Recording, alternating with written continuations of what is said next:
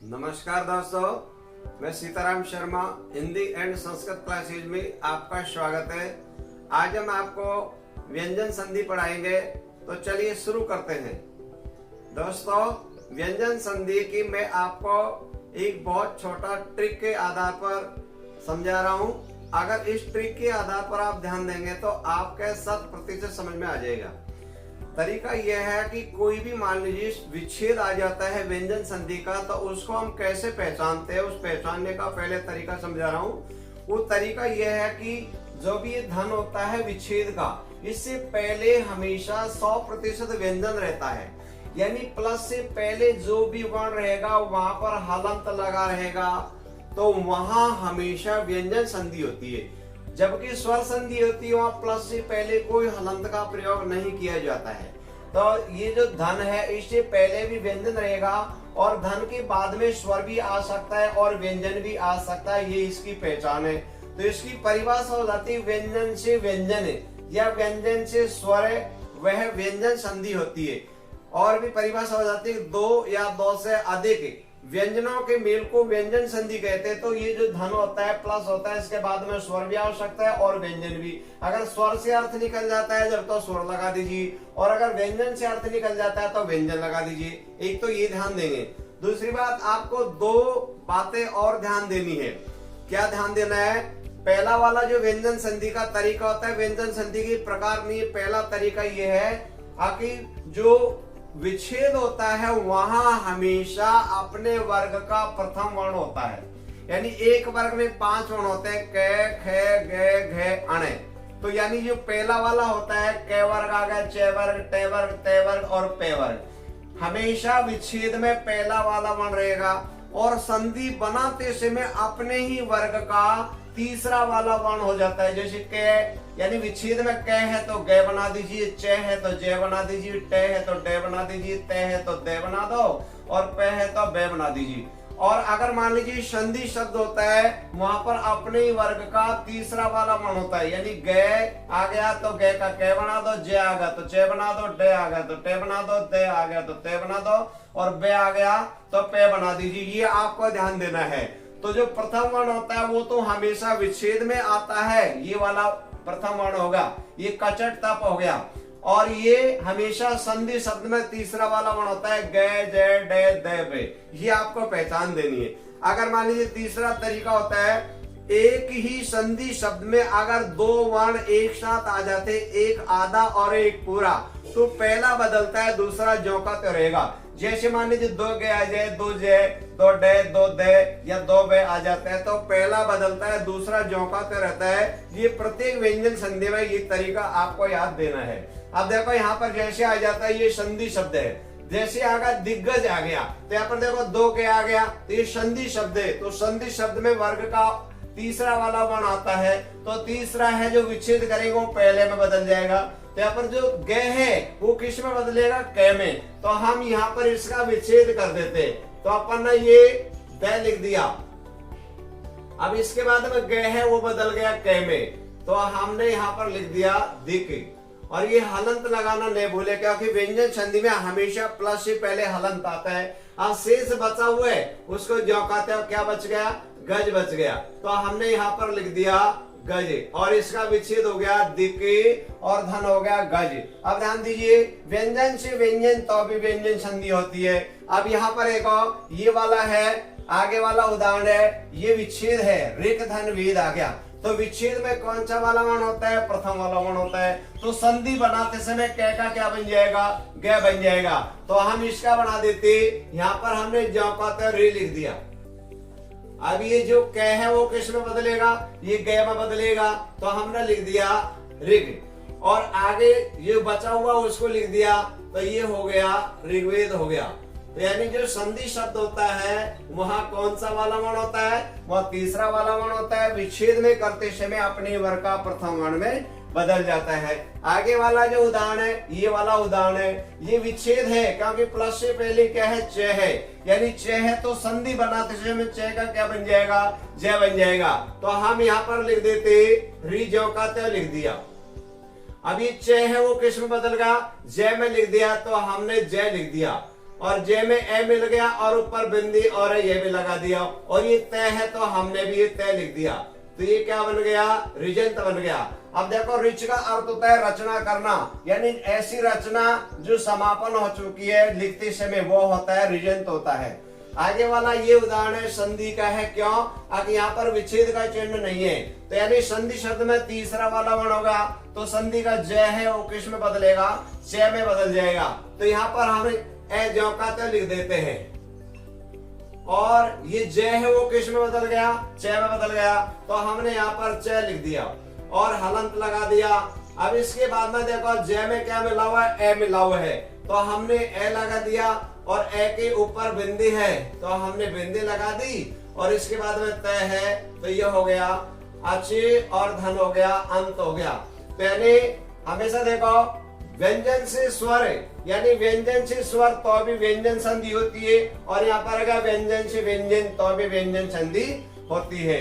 आगे वाला उदाहरण है सट धन दर्शन है, ये क्या हो गया भाई, विच्छेद है, तो ये वाला टे वाला वर्ण आ गया, यानी विच्छेद में पहला वाला वर्ण होता है, तो संधि बनाते समय अपने वर्ग का तीसरा करना है, तो टे का क्या हो जाएगा, डे हो जाएगा, तो हम लिख देते हैं यहाँ पर से लिख दिया। अब इसके बाद में जो टे है वो किस में बदल गया, डे में बदल गया है और शेष बचा दर्शन है उसको जौ का ते लिख दिया, तो ये क्या बन गया भाई, सट दर्शन बन गया। तो ऐसे विच्छेद का तो संधि बना दीजिए और जो संधि शब्द है उसका हमेशा विच्छेद बना दीजिए। आगे वाला उदाहरण है सड़ानन है, ये वही संधि है, तो ये संधि शब्द में तीसरा वाला वर्ण आ गया, तो जो तीसरा वाला वर्ण डे का क्या बनेगा, टे बन गया, तो हम यहाँ पर से ज्यों का त्यों लिख देते हैं और जो डे है उसका क्या बन गया, ये टे बन गया और हलंत लगाना मत भूलिए। और इसके बाद में क्या बच गया, ये आ बच गया, तो हमने भी यहाँ पर लिख लिया आ, और फिर ये नन शब्द और हो गया तो यह हो गया षटी और धन हो गया आनंद, यानी 6 मुख है जिसकी, यानी कौन है, कार्तिक जी है। अब आगे वाला उदाहरण है सत्य धन गति है, तो ये क्या आ गया, विच्छेद है, विच्छेद में कौन सा वाला वर्ण होता है, पहला वाला होता है, तो तय का क्या बनेगा, संधि बनाते समय दय हो जाएगा, तो हम यहाँ पर लिख देते से ज्यों का तय लिख दिया और जो तय है वो किस में बदल गया, दय में, तो हमने ये लिख दिया दय और बचा हुआ ज्यों का तय लिख दो, तो ये क्या बन गया, सदी गति बन गया, यानी संधि शब्द बन गया।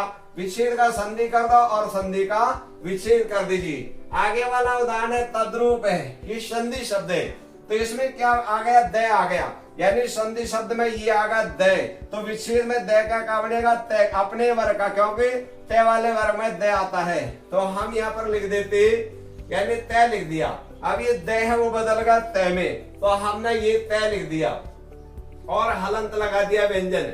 अब यहाँ पर देखो इसमें क्या मिला हुआ, र है और ऊ की मात्रा है, तो हमने यहाँ पर र लिख दिया और ऊ की मात्रा है और यह हो गया तति और धन रूप हो गया, क्योंकि तय किस में बदल गया, विच्छेद है, विच्छेद में ये वाला है तो संधि बनाएंगे तो ये वाला हो जाएगा।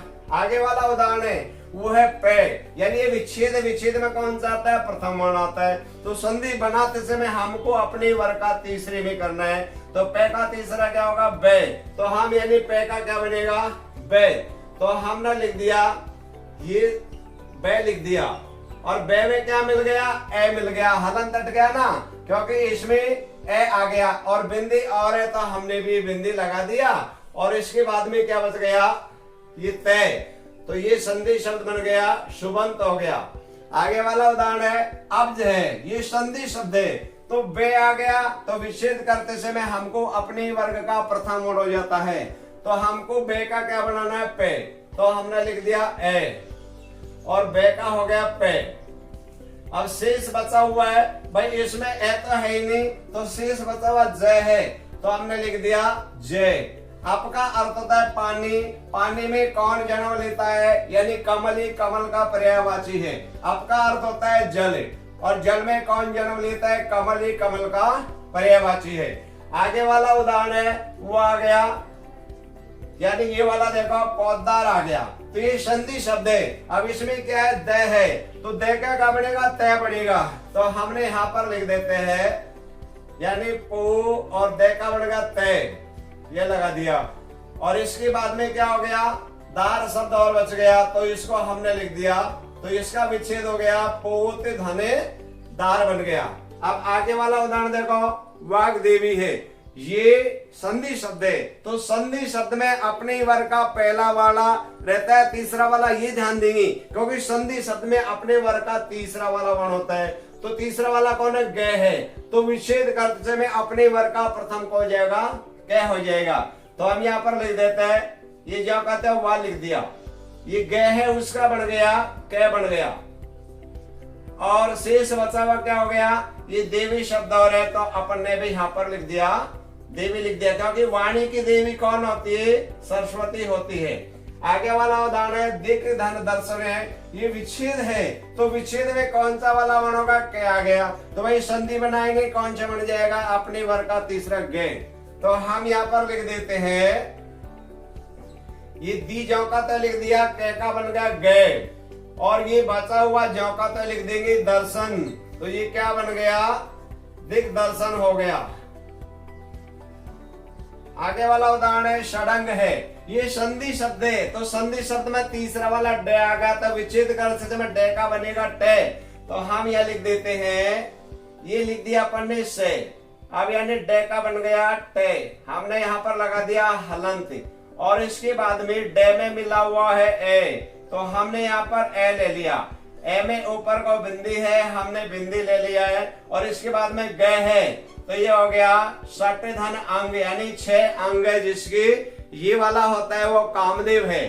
आगे वाला उदाहरण है जगत धन अंबा है, तो ये विच्छेद है, तो विच्छेद में आएगा तय, पहला वाला वर्ण, तो तय का क्या बनेगा? द। तो हम लिख देते, ये जय लिख दिया, इसके बाद में ग लिख दिया, और तय का बन गया द, और द में मिल गया ए, ऊपर का बिंदी लगा दी, और शेष बच गया ये, तो इसका जो संधि शब्द बन गया जगदम्बा।